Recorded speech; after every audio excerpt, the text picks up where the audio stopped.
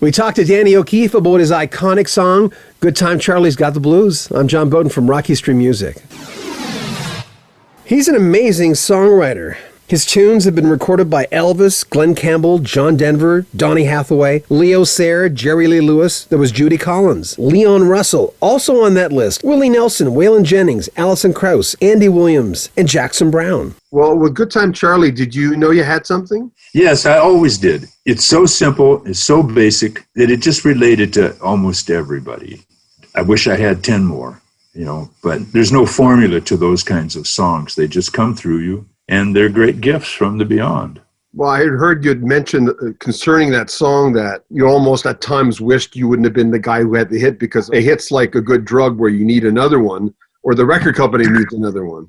It's kind of true. Think of a lot of people who've written very successful songs for others. If they had only had one hit, then they kind of get put in that one-hit wonder bag, where if you regard them as writers who contributed to other people's success, they take on another kind of glow over the years. If you think of someone like Randy Newman or John Prine or just a bunch of people that didn't necessarily have big hits for themselves, although Randy Newman did. It's the influence that they've had on others' work that really kind of shines their stars, I think. A good song takes you far. I mean, that's your life story. I don't even know if Good Time Charlie was a hit. I hadn't recorded it, but I knew from just having played it for several people, including Ahmet Ertegun, that it had that strength. I mean, I didn't really know what a hit was, other than other people's hits. And that's not one of the songs you played over the phone to Ahmet Ertegun, though, right? Was it? Not The Road, but Good Time Charlie. Really? Good Time Charlie? You played that? That's the one you played over the phone? Yeah, I played Good Time Charlie's Got the Blues and another song called Steel Guitar. I was in Charlie Green's office. Charlie Green and Brian Stone managed Buffalo Springfield, Iron Butterfly. I mean, just a load of acts, most of which were on Atlantic Records. So Charlie had a very close relationship with Ahmet. And I didn't really know who Ahmet was, but he came the next day and thought we were a band, and we actually didn't have a drummer, so we borrowed Richie Hayward, who was later the drummer in Little Feat. And, we just cobbled this thing together. It was a ruse, in a sense.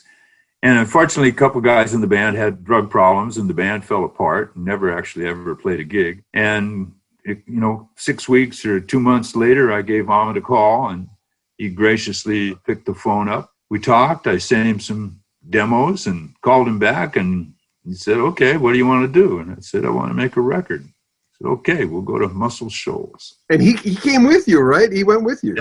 Yeah, he liked Muscle Shoals. Nobody could get through on the phone to him. Is that right? Yeah, this is pre-cell phone. Once you're out in the sort of the backwoods or down home in Alabama, it's pretty hard to get in touch with you. There is a headline I saw, and it clicked to nothing, 404 or whatever it is. It said that Danny O'Keefe on his, he'll tell you how he feels about the NRA. Was that you? Was that still you?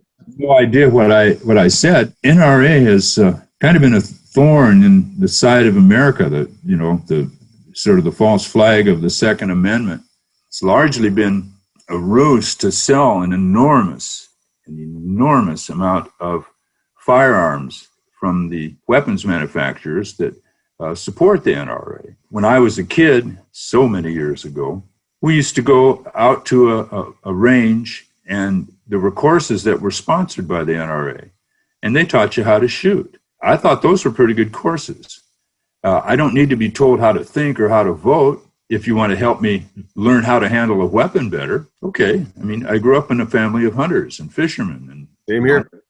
Yeah, knowing how to use weapons safely and correctly was considered essential. I think it still would be a valuable service that I don't know if they really contribute much to that anymore. Yeah. We'll have more from Danny O'Keefe coming up next week. Make sure you comment on our videos, subscribe to our channel, and share our videos. I'm John Beaudin from Rocky Street Music.